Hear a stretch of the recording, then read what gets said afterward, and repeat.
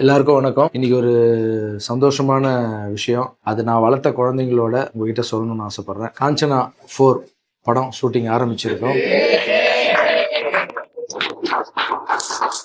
So நான் எப்பவுமே ஒரு படத்துக்கு அட்வான்ஸ் வாங்கினா அதுல இருந்து ஒரு நல்ல காரியத்துக்கு எடுத்து வச்சு பண்ணுவேன். ஸோ இன்னைக்கு ஒரு நல்ல காரியம் பண்ண போறோம். இந்த வீடு வந்து ரொம்ப லக்கியான வீடு எனக்கு. இது வீடுன்னு சொல்றதை விட கோவில்னு தான் சொல்லணும்.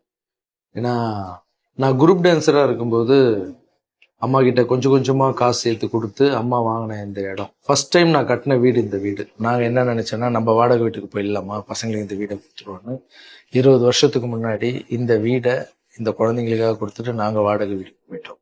மறுபடியும் இந்த வீடை வந்து நின்று பார்த்துட்டு இருக்கும்போது ஒரு ஃபீல். இத்தனை பசங்க 60 குழந்தைங்க படித்தாங்க, சாப்பிட்டாங்க.